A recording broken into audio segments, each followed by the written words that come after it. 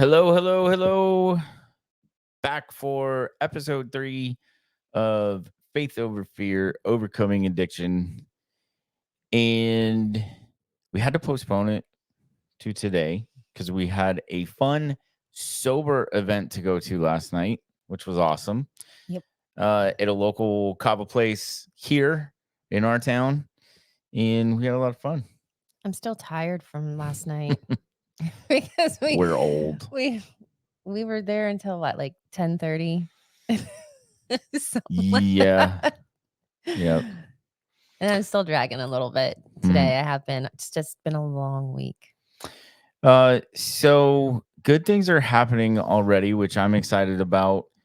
We're already reaching people and helping people, which was the main mission of this whole venture to begin with. And through people reaching out, it prompted us to kind of pivot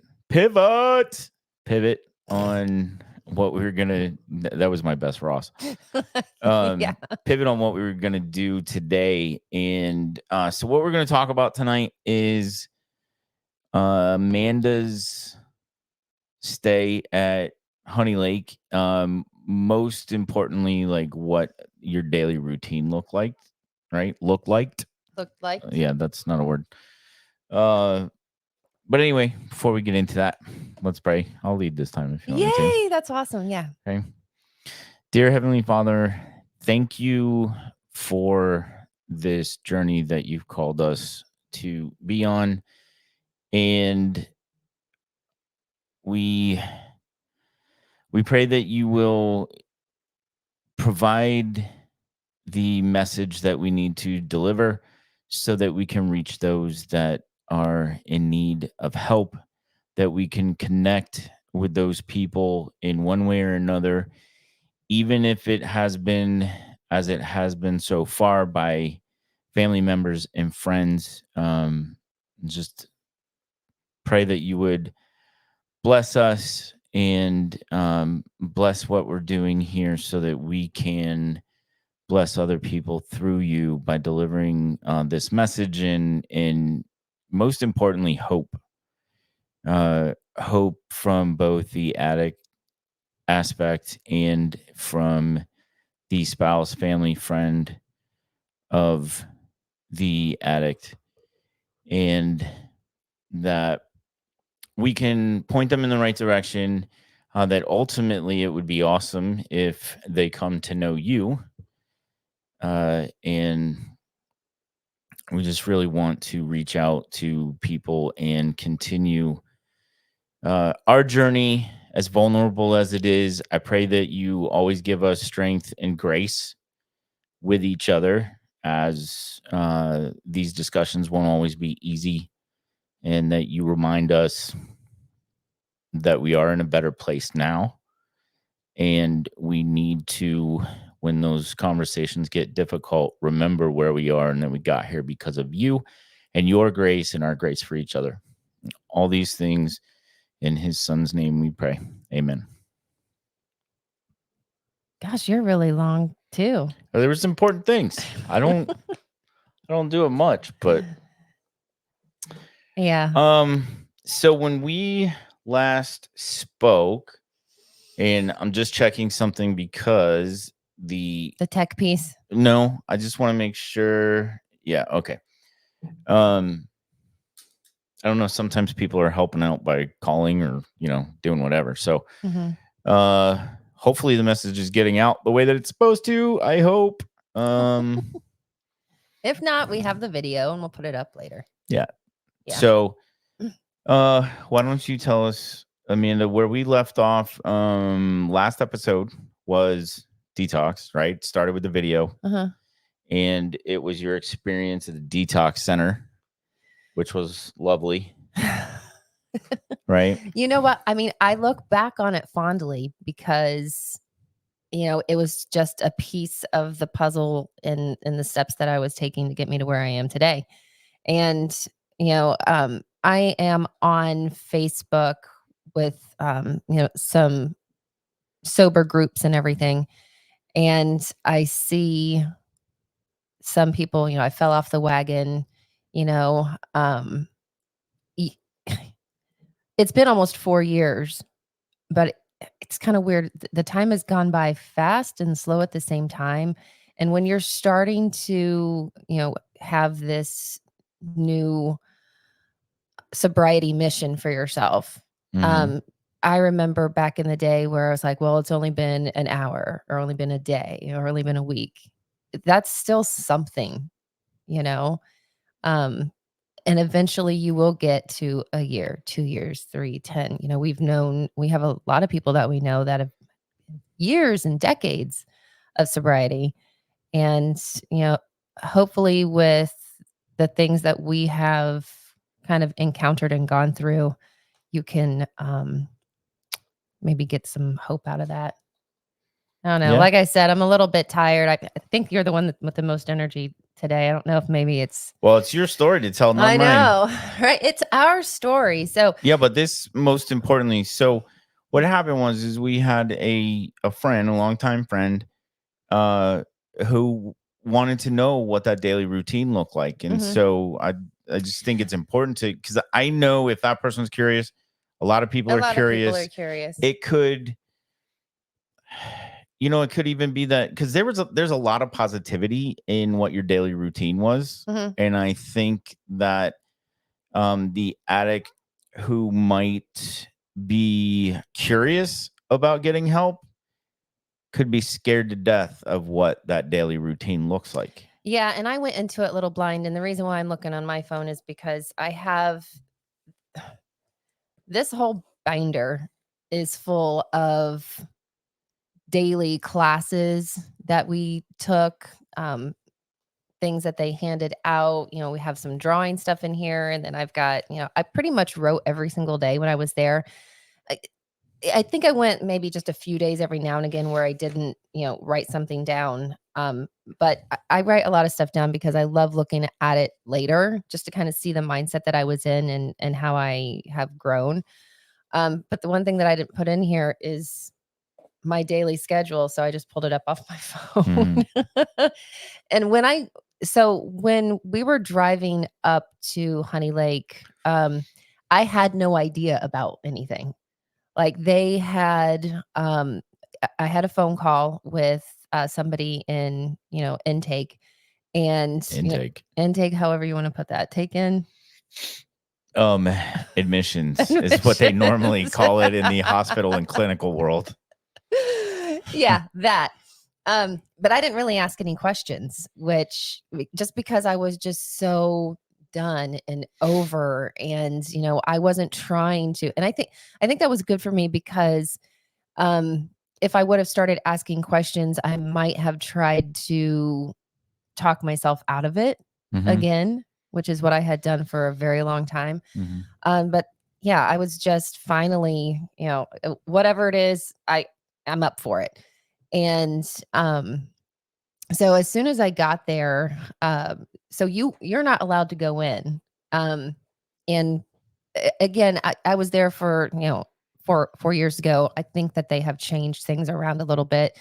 Definitely, we didn't have any family visitation, which I think is a great thing for me. In the very beginning, it's like I wanted to have you and our son come to visit me, but I quickly learned that, and this is something that you had told me, go work on yourself. Yeah. And that was hard for me at first. But once I started working on myself, I realized that I was enough I didn't need you or anybody else, but the journey that I was going through Mhm. with the people that were there to help me and with God, that's all I needed. Right. Um, but the first day I was there, so, we drove in and there's a little building in there. It's like the goodbye building. And um, we were there for a good like hour. It seemed like It longer. did seem like Seemed longer. like longer. Mhm. We said our goodbyes and then I went to That's why it seemed so long, because neither one of us were sure if it was goodbye forever. yeah. I actually, at that point, I s- I had no idea what was going to happen, but I didn't think that it was forever. there were times while I was in there, I was like, well, that's I'm gonna come home and then, it's not gonna be home anymore. Mhm. It wasn't for a very long time. Yeah, and I've got some stuff in here. So let me try to get back to. Well, so the first thing that they did, we said our goodbyes, and I had to have just like a quick physical and everything, and they do the breathalyzer.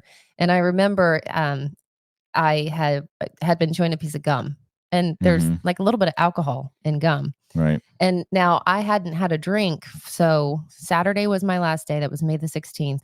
And so I went there on the 21st. So, I mean, I didn't have any alcohol in my system anymore. It was like a Tuesday that we went out? It was Thursday. No, Okay. Tuesday. I think it was a Tuesday.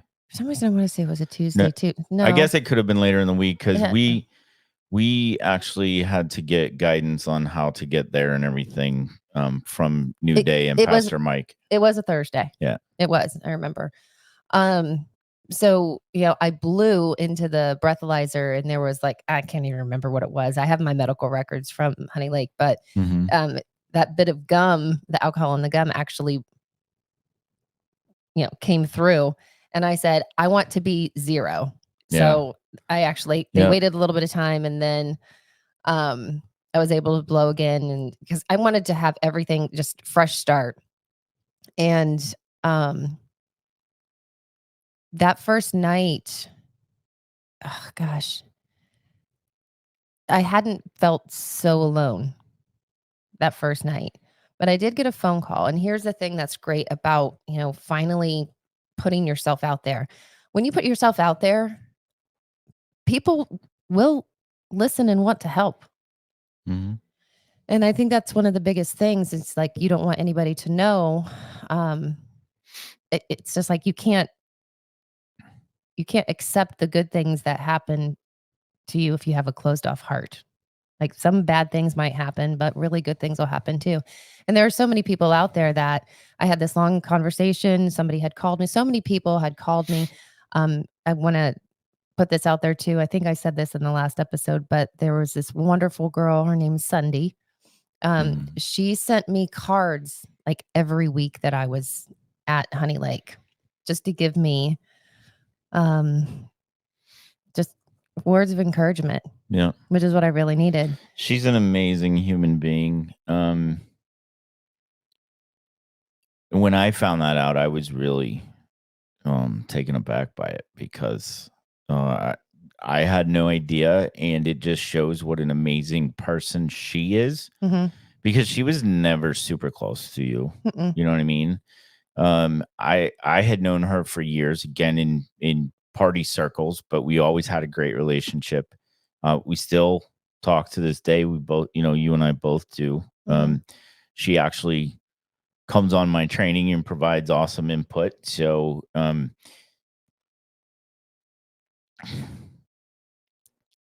you never you never really know where those solid relationships are going to come from. Mm-mm. The person that connected us, interestingly enough, and this could be possibly why she knew it was important to do that for you. The person that connected her and I is no longer here Mhm. because he OD'd. Wow. I think you probably told me that once before. Mhm. There's a lot of things that we're learning that we had talked about before, but I was so gone that it's like having a brand new conversation with you. Yeah. But I don't know if that passing of my friend, I wanna say it was after you went to Honey Lake. However, the addiction had always been there with that person, right? Mhm. And you just never know. I mean, man, we've lost a lot of people close to us or friends of friends that, just couldn't ever kick it. It Going through this journey, I have learned an awful lot, and so difficult conversations, right? Mhm. So I've had a lot of things on my heart for the past week. And I wrote a lot of them down, which we may or may not get to. Um, having somebody that you know with addiction, it is like walking a fine line. You don't know how much you should say, if you said too much or not enough, how you talk about it, the tone, whatever, because any little Yeah. thing can set them off, right? Yeah. And, I think that with what had been going on with me, that brought up all the feelings, obviously, with your friend that passed away. Yep. Maybe some unresolved things. And I'm wondering because you didn't take my addiction in a very warm way. Now, obviously, it's not like you're like, yay, I'm What so it- happy for you. You have an addiction. Of course, you're not going to be like that. But I remember you were very, very angry from the get-go. When you decided to get help? Well, here's things that I don't remember Mm-hmm. about stuff. I don't remember that moment where it's like I stepped off the cliff. And now it went from hanging out, having fun to now I need it and it's becoming a big issue. I don't remember having conversations with you. All I remember is the anger that was attached to it, and Yeah. you need to get help. You need to do this. And I remember I didn't understand at the time, but I'm like, what about us doing this together? Because I don't remember that was even a thing. It was like, you need to take care of it. But What you know what I was mean? what was us supposed to do? You were the one hiding the alcohol, Yeah. drinking all day. So what was us supposed to do? Well, helping guide me through it. I mean, it was my But there is we tried that. You lied and hid it behind my back all the time. Mhm. Well, my I don't even know where that's going. so I only remember, and I have it written down, you ever asking me just one time, "Are you okay?" And at that point, I wasn't, and it's like that was March of 2020. Mm-hmm. I don't remember us, like, sitting down and being like, "Honey, what can we do together as a married couple to try to figure this out together?" Because I always felt like it was just, you need to get help for yourself. So I mean the honest answer to that question is you were never sober to have those conversations. Mhm. You weren't, especially by then. Yeah. I mean, we had some really ugly fights, and my anger was at a boiling point to where it brought things out in me that I would never dream of in a million years. In my worst nightmare. Um there was one fight that was so bad and it was so horrible, and we'll talk about it another time, but to ask me why wasn't it said, let's work on this together? I honestly don't know what together we were supposed to do, Mhm. because And I'm not I saying had that I asked you knew either, I had asked you multiple times. I had told you that I would go with you if you got help. I had told you that, but Mhm. you never did anything. And then when you attempted, you were lying and still drinking. You were drinking while you were there. You went drunk. Yeah. So Not all the time, no, because there were I'm not times where I saying every really wanted to time. try to get help. I'm not saying every time, but um I I don't know. I'm kind of at a loss for words because how was I Well, supposed to help? You yeah, know is better than anybody that we can't make the decision. Because right. if it was up to we, the decision would have been made years before. And that's where it's like I'm trying to still figure out, and I think that with what we're doing with this, it's like, when is there the right moment to be able when is the right moment for, let's just say I'm not the alcoholic. I'm the person looking in, right? Mhm. When is the right moment to be like, "You know what? I've tried to do everything that I could to help you. Now I'm not going to." As opposed to, you know, this I felt at the time that I was all on my own, that you weren't going to do anything to try to When help out for most of it. For like most of it. what? Okay, so you're right to feel that way because it had been going on for so long that by the time you were ready, I was done. Yeah. We've talked about that part before. By the time you were ready, I was done, and I think I even told you more than once, probably a couple of times, that I either said something along the lines of, "I hope by the time you make the decision, I still wanna be here." And I think I said that beforehand, and then I know I said that, um, "Now that you've made the decision, I don't know that I care anymore." Mhm. And I don't know if there's something else that I could have done a little bit differently. I think that, you know, I was going through so much counseling. Like, I had a couple different counselors that I had gone to. And like I had mentioned before, I had gone 30, 60, 90 days. I think 90 days was like the longest I had ever gone without something. Mhm. Because in the back of my mind, it was always like, you got to get to that 30, that 60, that 90, because they make a big deal out of it for those stretches. Um, and things that I have learned and how, and this is what we'll kind of get into, um, other ways to approach an addict might have been beneficial if I'm now, don't get me wrong. I'm glad we did everything the way that we did because we're here where we are right now. For other people, though, and we were so close to just breaking it off, right? Mhm. And for other people, if one thing that we could have done better from things that I have learned for other people's prosperity, hopefully we can get that out. Because there were so many times where I felt, I have to do this on my own. And I felt like I needed to do it on my own. And So, I think what I hear you saying is there a moment that we can talk about that would help other people listening that there was this one moment or period in time where we could have worked together to do something? yeah. I don't We were never on the same page. Yeah. I gave a lot of time for you to be ready.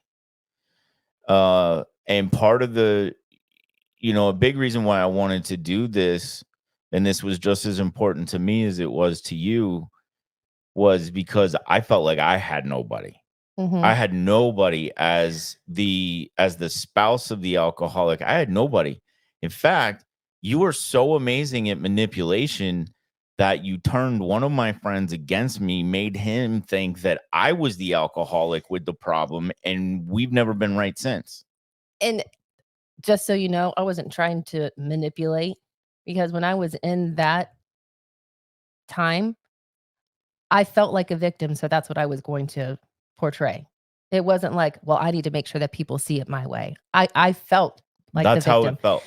and we never really talked about it. Mhm. We just argued about it, and when bottles were found, we didn't talk about it, "Honey, whatever." It was just always an argument.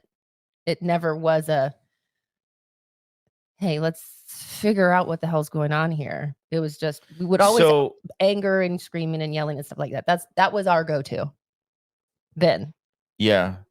So, I guess I could say there's a couple of things that come to mind when you talk about that. So we talked about the codependency before. I was drinking way too much to deal with you being drunk. Mhm.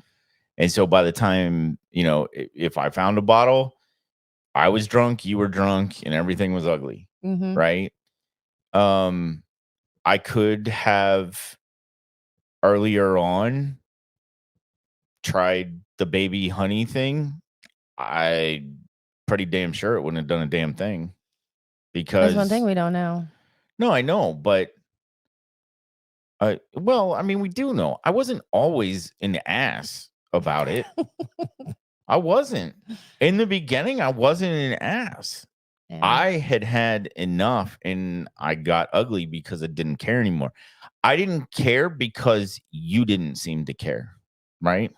Yeah. I mean, we had a child that we have a child, an amazing child. And at the time, I know that you were intoxicated when you were getting him places. And that was the end all be all for me. Mm-hmm.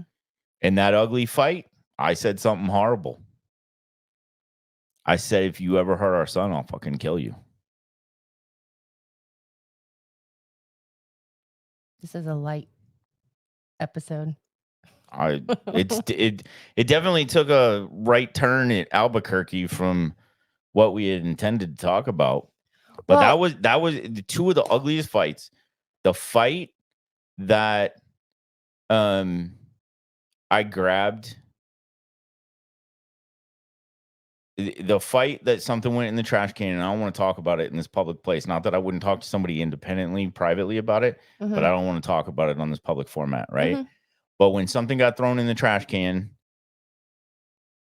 that was huge, ugly fight. And then this one that happened in the bathroom when you were so far gone that I mean that was probably the most incoherent I had ever seen you, and it was the ugliest I have ever been in my life. I scared myself with how pissed off and mad I was, mm-hmm. and it was all based around you having anything to do to hurt that amazing child of ours. Mm-hmm.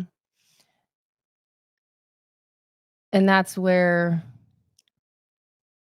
I think a lot of good people do a lot of bad things because I would never want to hurt him or Y- you, No, right? I get that.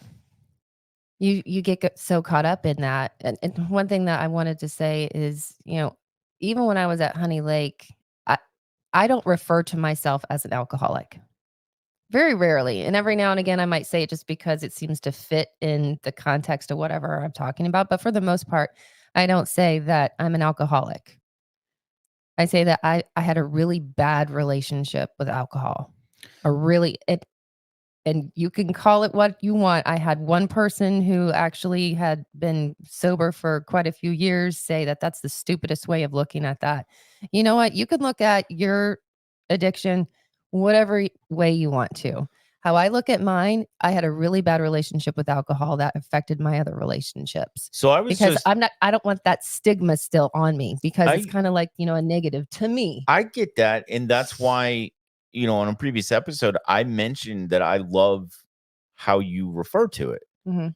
which is, um, what do you call it? Active recovery.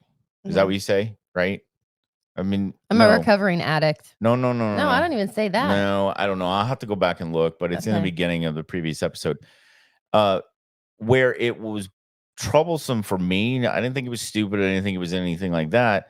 I thought it was still a little bit denial, a lot of bit denial. When I was in active addiction. Active addiction, yes, thank you. I like that term. Mhm, It's an admission that in an awareness that you were an addict, mhm, right? mhm. Um, I and honestly, we're just talking about semantics and it's pride. You don't like being called an alcoholic, but you were. But see, that's why, because I was, and I'm Yeah. not still. So when I say this is why I don't agree with some meetings where it's like, "Hi, my name is Bob, and I'm an alcoholic." Mhm. Well, Not still. That's just how well, I but look at it. yeah, but that's how you look at it. But I Yeah, mean, that's why I'm like, other wouldn't you people. even say that's not how therapists look at it? You are always an alcoholic, So always in recovery. so the connotation of I'm an alcoholic, it just on me, it weighs negative. And I don't like to look at it that way. I like to look at it as positive. That was me then. I was in active addiction. I'm not an alcoholic because I'm recovered. Because I don't want to sit there and say, well, I'm an alcoholic. I'm in recovery. No, I'm recovered because I haven't had a drink. And because I don't want to have that, well, you could one day. As far as I'm concerned, that's something that, if you think it could happen, Yeah. you know? Mhm. And I don't work that Well, way. I'm an optimistic. you've already demonstrated a powerful decision that you made in the airport, Mm-hmm. right? Was it in California?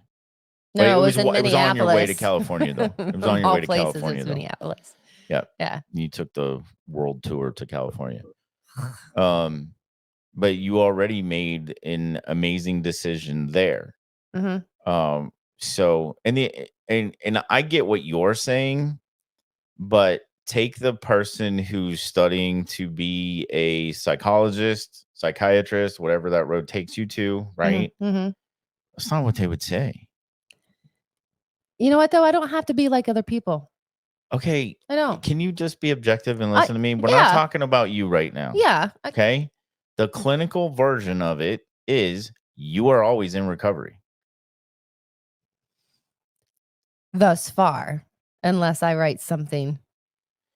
And then maybe one day it might be looked at differently. Okay. Totally feels like a married conversation at this point.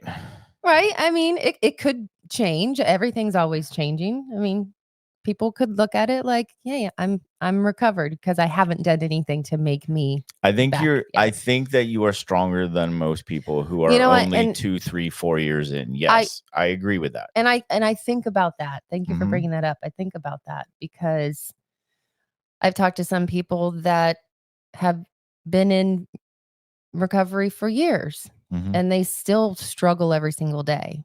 And I feel bad for them because I think that without diving into all the junk, I think that there's always going to be a possibility that something can happen because you still haven't fixed everything that got you to where you were. And I did a lot of work on myself. Mhm. And that's where I'm so happy that we actually finally started, like, we went to counseling, and we're talking, I think it was November, December, maybe even January of 2021, because it took us a while to go to counseling together to get Yeah. uncover all that Well, crap. I mean, quite honestly, there was so much anger and resentment that our counselor advised us not to counsel together. Remember? Yeah, The on your very side. huh? It was on your Yeah. side. Yeah. Yeah. Well, it's because I mean, quite honestly, I didn't even want to see her face. That's why we couldn't counsel together. Mhm. But that's also because of the things that I alluded to in the previous episode that I said we'd talk about in this one, which we may get to, but I think I might put that off into the next episode. To the next To the episode. next episode. Um so let's get back to this. We're kind of all Yeah. over the place, but that's the way this is gonna go, right? Emotions in these conversations will probably lead us down a path that needs to be spoken about. And quite honestly, a lot of you would like to hear because it's beneficial to what you're either feeling or going through or something similar. But I would like to get back to your typical day My at Honey Lake typical Clinic. day. Okay, so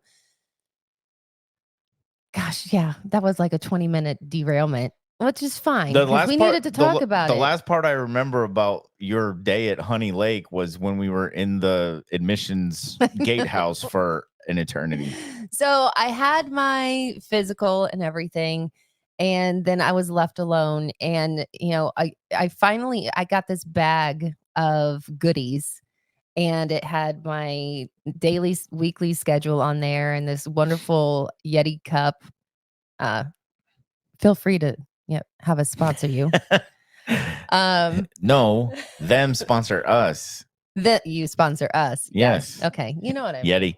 But nobody cares about Yeti anymore. It's all about Stanley. Oh, whatever. There's aluminum or something in the. It's lead. It's lead. It is. I never heard of any lead in Yeti stuff. Wink, wink. So my day, and what's kind of funny, I haven't looked at this stuff in a while. And so one of the people that we've been hoping to help reached out to us. And it's so fun to actually like remind myself of this stuff. Mhm. And that's one reason why I like to write stuff down, because you can look at the same thing every day of the week and have a different feeling about that because of the emotional state that you're in. And so it's just kind of fun to see stuff. But anyway, this is Monday through Sunday. And one of the first things I did, I wrote a 36 up at the top right-hand corner. You want to know what that is? 36? 36. I don't know. 36 was the amount of hours, not including from bedtime to morning, but 36 was the amount of hours that I had on my own every week. Wow. And because I wanted to do that, and like, you probably can't see this because you Nope. don't have your Can't glasses on. see. I'm old. But My eyes don't work. like Monday, it has all this stuff, and I'll kind of go through it. But I've got between 2 and 4 and between 8 and 10 open. Then I have a 4 next to it. So 4 hours that day just to be by myself. Mm-hmm. Which is great. And that's one thing that you can do there is, manicure, pedicure, all this stuff. You have to go through the program to fill those hours with, horseback riding or whatever. But I had like 4 hours one day, 5 hours another day, 6 hours another day. The least amount of time that I had on my own was 4 hours in a day. And trust me, I mean, most people don't get that on a day to day for yourself. And I think that that's one of the problems that, people in the community in the world have, is you just don't have time to connect with yourself or even to connect with God, which is one of the first things you should be doing every single day, in my opinion. And I still don't do that. Hey, God, it's me again. Sorry, it's been a couple of days. I've been thinking about you, because we think about God several times throughout the day, but really talking to him. Anyway, but a typical day: breakfast from 7:30 to 8:30. We had a morning devotional from 9 to 9:30, and 9:30 to 10:30 aftercare. I can't remember what. So there were different people that Honey Lake would bring in every week to teach Monday, Tuesday, Wednesday, Thursday. And then Friday and Saturday, there was somebody else that would come in and do like a weekend session. That's one thing about Honey Lake. It's like they never let you alone to your own devices for too long. Yeah. They always kept, something going on. And I know that their program has gotten a lot more intricate, because, just when I was leaving, it was when the painting and artwork and stuff was coming in, which I would have loved. So after breakfast and in the morning for like devotional and aftercare, that was, learning about your addiction, your mind, your, and like one of the first things, sorry. One of the first things, and I'm going to read this to you, was kind of like a prayer, a verse, and how that kind of tied into what our lives are like today.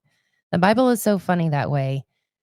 It was written so long ago, but the circumstances are pretty much consistent of what it was back then, just in a different kind of twist, because obviously the modern world is different.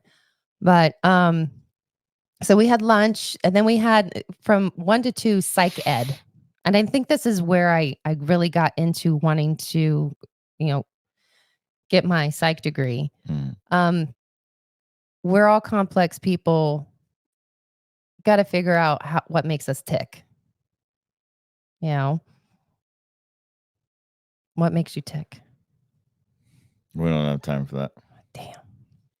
Damn. We had process group. So you met with your own counselor at least 3-4 days a week for a one-on-one for like an hour. But every Monday through Friday from 4 to 5:30, there was a process group. So the people that were kind of in the same situation as you were, and it was divided. The men were with the men, the women with the women. Only every now and again, we would have everybody together as a group. But there's specific things that happen with women that don't happen with men, and vice versa. So we would have process group, and, we'd go into a room, and this is where I love all those little fidget gadget thingies. Yeah, fidget spinners and stuff. They had them everywhere. So, because most people don't like to talk about their feelings. Shocker. So process group is where we would get together and talk about, whatever. We'd have dinner, and then we always had some type of activity from 6:30 to 8 o'clock at night.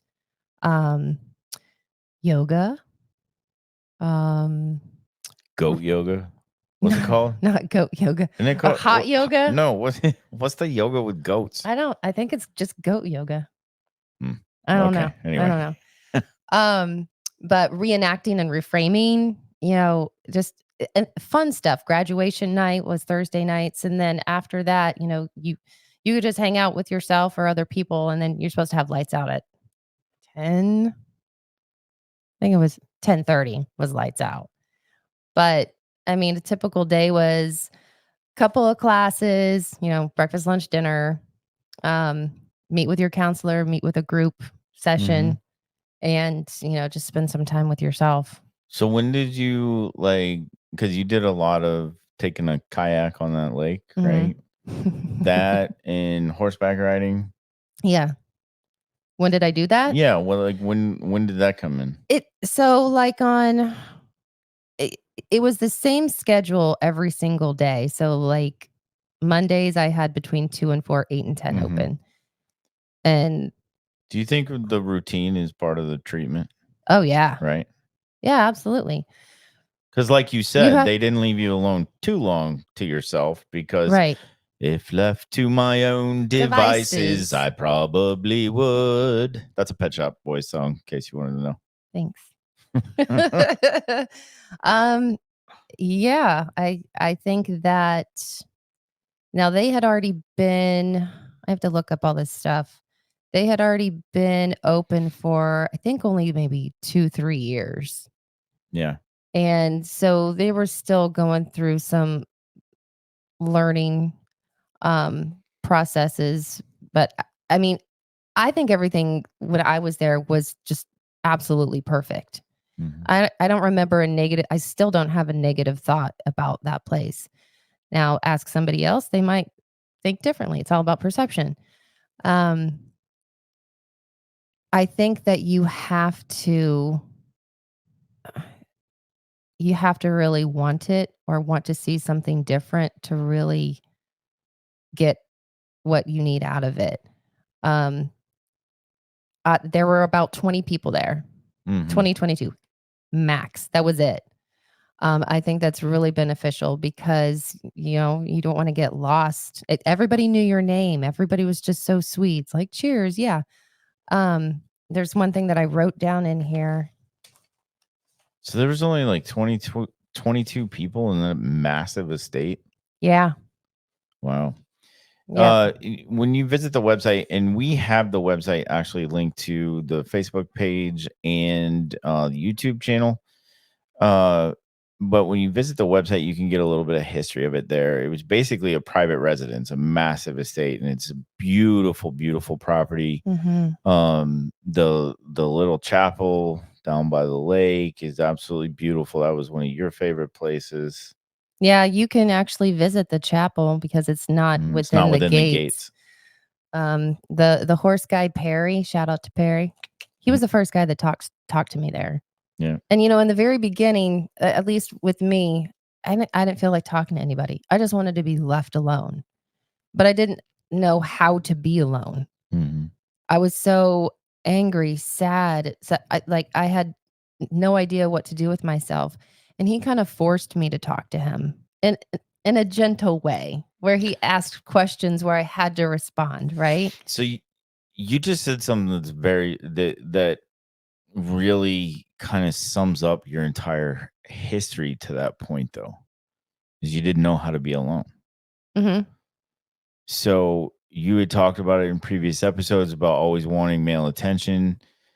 You were never alone. If you weren't with a guy, you were trying to find the next one, Mhm. right? Yeah. So I mean that in and of itself was a big part of your therapy. Yeah, it was. You're I was seeking for something that I didn't have growing up. And Mhm. then, in relationships where I wasn't made to feel like I was enough. So it's like I always needed to try to figure out if somebody would think that I would be enough for them. And so I never, and actually, oh gosh, I've But got it this great but PTSD thing in here. yeah. And it's one thing that it talks about is um, how your past controls how your thoughts are about yourself Hmm. in the present. So I didn't feel like I was enough because nobody treated me like I was enough. Phew. I was easily discarded. Well, so when we talk about our own relationship, because there was some of that, just to let all of you know, there was some of that. I, in my defense to it, it's because you were always seeking the attention of other men, even when we were good. You know, one time I'll never forget, and I didn't think we were in a bad place at that point, was Mm. when we were on that tour bus. Again, alcohol. Yeah, And yeah, and but you I was a can't just discard huge it. no, I'm not trying to discard it, but and I was a huge flirt. And we had already had issues before then, you know. But I was talking about when I was growing up, Yeah. being easily discarded. And then it just kept on going. It was a pattern. Then I didn't know how to actually make myself feel like I was enough to have that confidence that other people like, the person I am today, I would like to smack that girl that I was 5, 10, 15, 20 years Yeah, ago. but I would love she's also who made you who I you know. are I mean, today. I'd love to smack her because I like, you're not getting what you need, you're worth it. Go somewhere else. Mhm, It took me a long time to figure out that I really was worth it.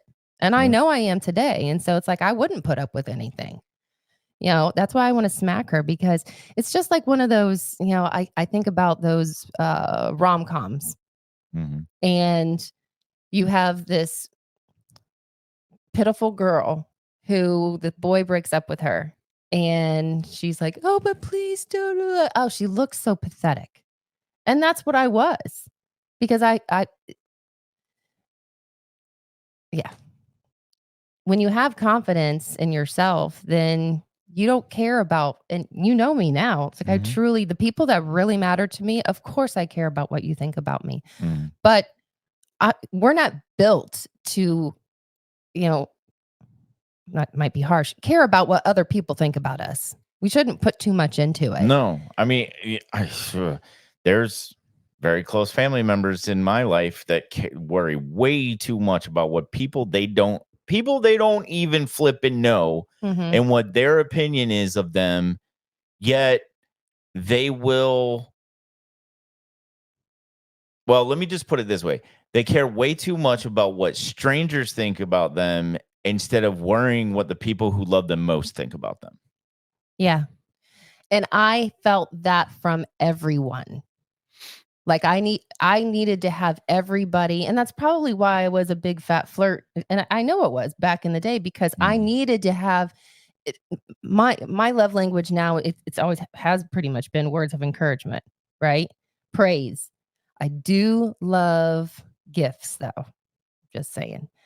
But, those words of praise are um, and when I don't get that, when I hadn't gotten that, I was desperate. That's the word I'm looking for. I was mhm, desperate to have any kind of attention from pretty much anybody, wanted good, but good or bad, because that meant that I was worth something, that I was worth your time, and you know what I mean? Because I wasn't discarded again. And so, anyway, when I went to Honey Lake, I immediately felt that I was special, mhm, and I hadn't felt special for a very long time. Maybe for a moment, maybe for a small snippet or somebody wanted something from me and then, that right? But not truly special. mhm. The only person that has filled that aside from you now was God. That was it. It was all I needed. Hmm. Dang. Anyway, um couple things that I wrote down. Let's get on something a little bit lighter, I guess. I don't know. I noticed so much grace here. I have not heard one bad word or encountered a negative heart. Hearts here are so hurt. I see most people are married. I'm not alone. Yeah. I This is why I had my light on, cuz yeah, hopefully that You're doesn't making fun of my eyes. I know, right? We talked about this. Beth, my nurse, said she sees mostly pastors and their wives, realtors, and high power execs here. She's been here since day one and adores this place. I love her right away. I'm just gonna go through a couple things because there's like words of encouragement in here, and I want to make sure that we have this on our podcast, Mhm. right?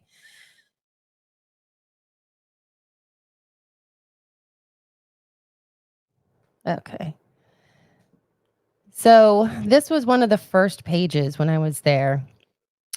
The question of the day was, what can I do today to further work at calming in my what can I do today to further work at calming in my body, in my mind, in my spirit? So Honey like asked you questions to get you to think that most of the time people try to avoid. But I just love this prayer. It seemed like everything tied into the message that they were trying to convey for us every single day. It says, "Help God, the bottom has fallen out of my life. Master, hear my cry for help. Listen hard, open your ears. Listen to my cries for mercy. If you, God, kept records on wrongdoings, who would stand a chance? As it turns out, forgiveness is your habit, and that's why you're worshiped. I pray to God my life of prayer and wait for what he'll say and do. My life's on the line before God, my Lord, waiting and watching till morning, waiting and watching till morning. O Israel, wait and watch for God. With God's arrival comes love. With God's arrival comes generous redemption. No doubt about it, he'll redeem Israel, buy back Israel from captivity to sin." So in there, what I took away from that was, you know, he doesn't care about what I had been going through. He doesn't keep record of everything that I did wrong. Just because I made bad decisions didn't make me a bad person. And that was, again, one of the pieces that just kept me going on in my spirals. You know, nobody believes in me. You didn't believe in me. So I was at the point where I'm like, you know what? Then why should I even try? Right? Once I figured out that God wants me to try, and that he's the person at that particular point, he was the only person that I needed to prove something to, that I needed to show him my value, even though he already knew my value. I didn't know it back then. That I was worth it and I had to keep on moving forward. Mhm. Yeah. So what did you think about that? There's a part in there. Let me put my old man glasses on. Let me see.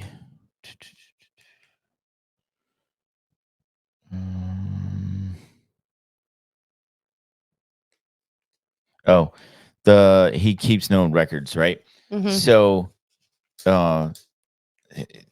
almost everybody loves First Corinthians on their wedding day.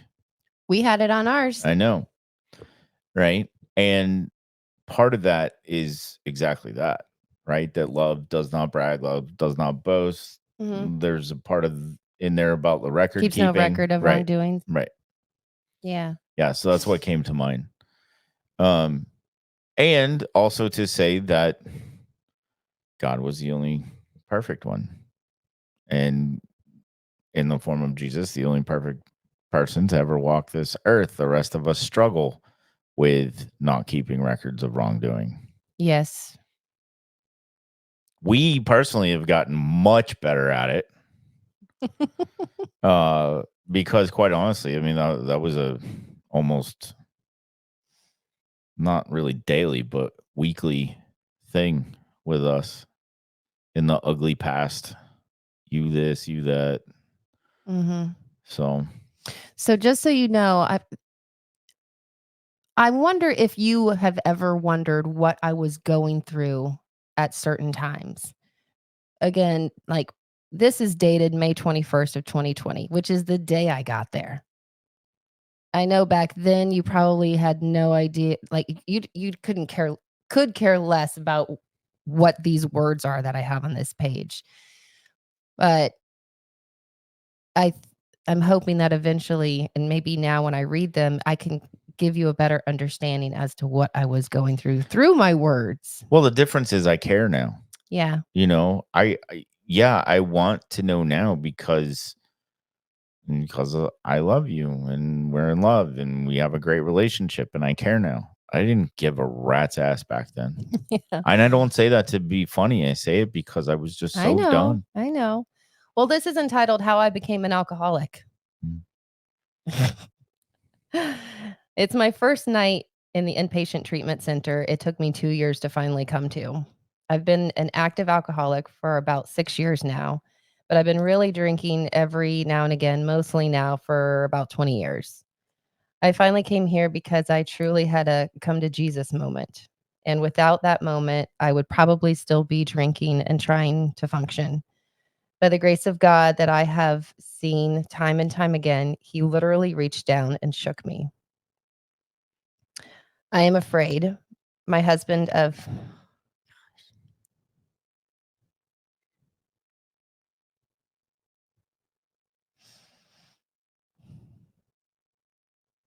I don't wanna, like, have that ugly cry.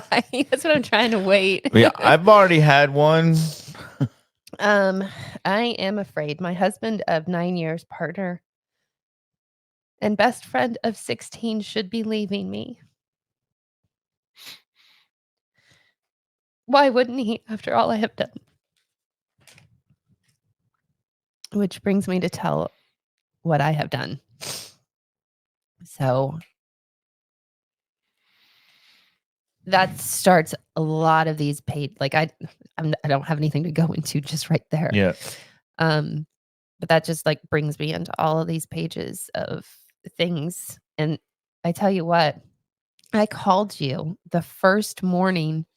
There were signs everywhere.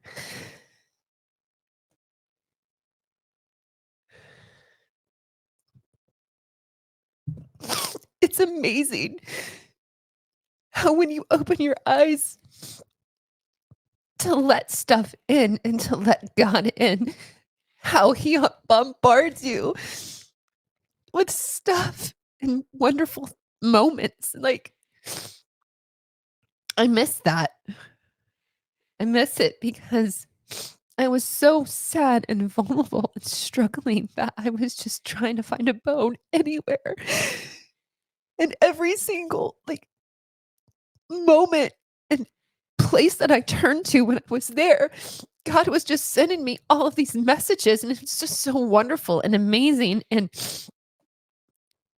it's like I wish I could get that back, but I also know that God is there with your worst moments and worst struggles. He is there. You just have to open your eyes and see him and let him come in. And I know that the better I am, I'm not going to see him all the time. Well, You know, I just know that about the relationship that I have with him. mhm. I just know that when I don't hear from him or something happening, it's because all the things that he already instilled in me, I am working through and doing things the right way in a way that he wants me to and live. And so he doesn't have to shake me Right. as much because he's like, you're doing everything that, But we talked about. here's something I want you to think about. That that story and that moment that you just talked about so transparently, so vulnerably, could quite possibly be that sign that somebody out there needs. So he'll still use those signs, but you don't need to see them as much anymore. Now Right. you're the vehicle that presents them. Yeah. Yeah. And that's amazing.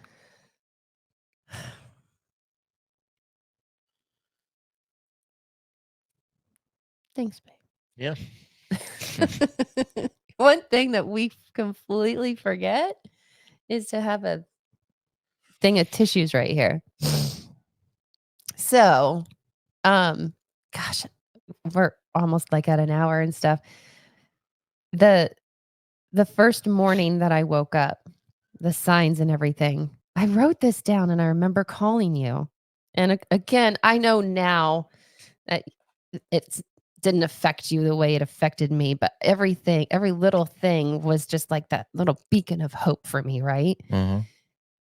The first song that came on um, my phone was Depeche Mode, Strange Love. I wrote it down. And then Casting Crowns, Praise You Through the Storm, Hmm. which is still one of my favorite songs. It's like the start, and I'm so glad that I wrote this stuff down. I mean, if you don't write things down, please start. It's Yeah. such a healing process. It really is. Yeah, Um, even if and I'm speaking about this through what I know from you. Um, even if you're not ready yet to get help, we hope that you are. But if you're not, journal your day, mhm. right? Journal your thoughts. Yeah. Journal what you're going through. I know having, especially now, when you get to the point where you have recovered or you're recovering and you look back, it will be a reminder of something you don't ever want to go back to that could give you that strength Mhm. to not make a poor decision. Yeah. It's like looking at your high school yearbook fondly, at least for me. I don't look at mine very fondly until senior year. Once I met my best friend in high school, then I liked high school, but before that I hated it. Um, that first day, I wrote this too. Faith says believing is seen, not seen is believing. Yeah. Yeah. That's a powerful one, right? Mhm. Um, Then on the second day, actually, this, so the 23rd, which was Saturday, so it really was the second day. And we'll also kind of stop here, I guess. Maybe some words of encouragement right before we go. Um, that day is one of my big traumas has been my childhood abuse. mhm. And so we tackled it from the very That beginning. early? Yeah. Yeah, see, I didn't realize that. Yeah. Because I'm glad that they did it that way. I think that with their therapists and stuff, obviously the course might be a little bit different because it depends on, that two-way conversation, the questions that are asked and what you're feeling. Um, but I wanted to just get it all out. Yeah. I needed to just get it all out. And there's some things for privacy reasons, I'm not going to put everything out there on Right. here. But I had to tackle the things that had gone through in my childhood.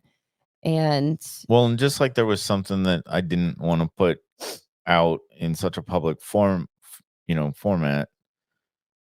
we I think you would agree, we have been rather transparent. It's just when it involves other people or our mhm, own rights and liberties, we don't want to get into it. However, should you need to have a conversation, if you feel like something that we've talked about is something similar to you and you would get hope or inspiration to get help, then by all means reach out and we will speak privately about it. yeah, we can talk all day. Obviously. Yeah. Um, the other thing, I guess, is it okay if we ended on this? Yeah. It's one of the proverbs that I wrote down that first day.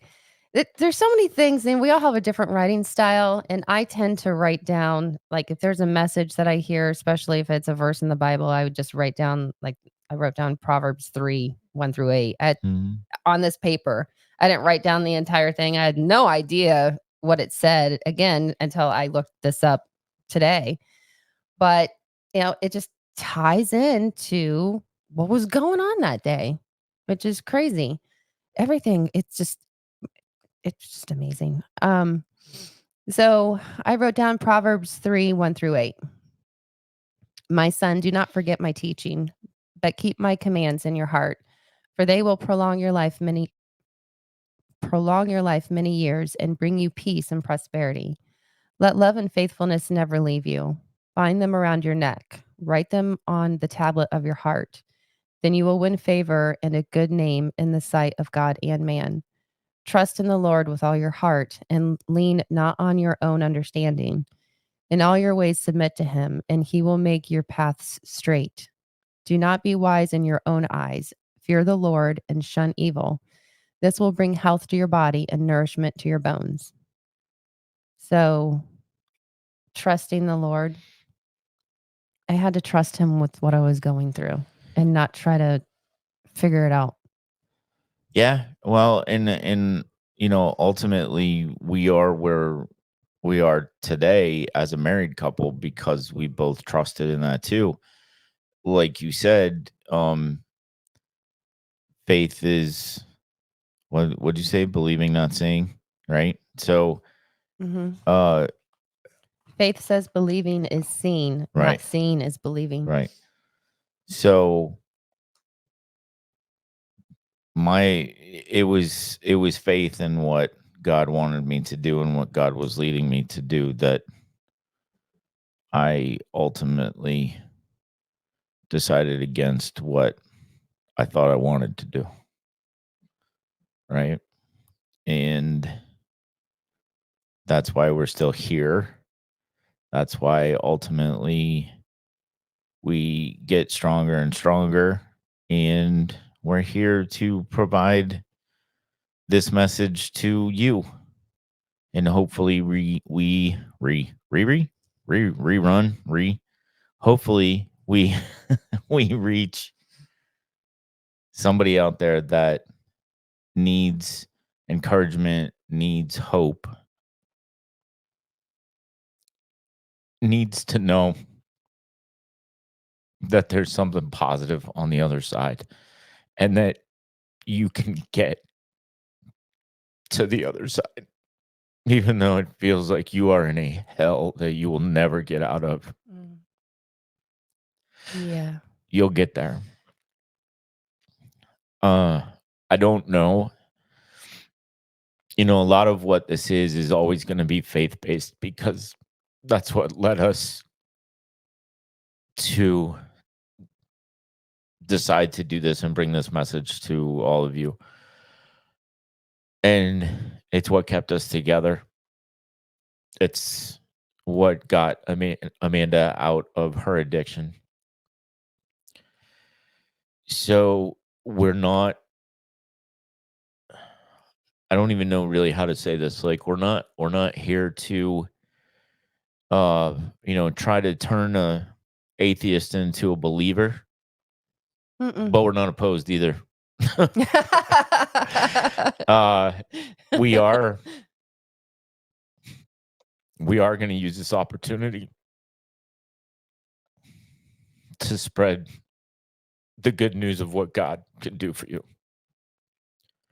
So, Well, there was no other way that it would have worked for us. no, we wouldn't be You here. know, we had our faith beforehand, but I think it was like a surface level faith, at least for me. We were what our church The calls second chair infants, Christian. right?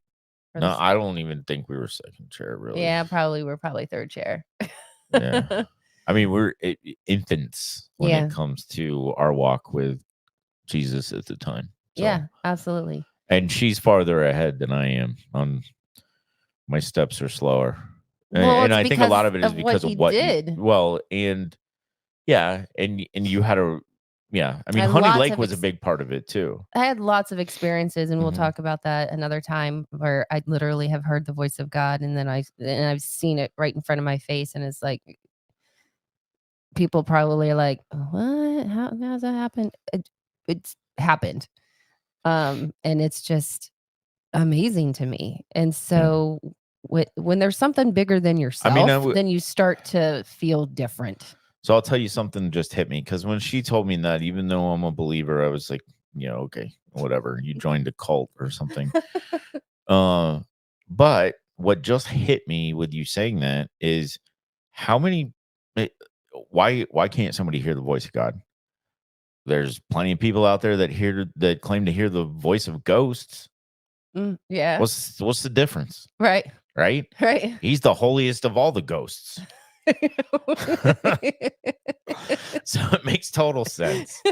All right. And on that note, we will leave you with some positive laughter after an intense episode.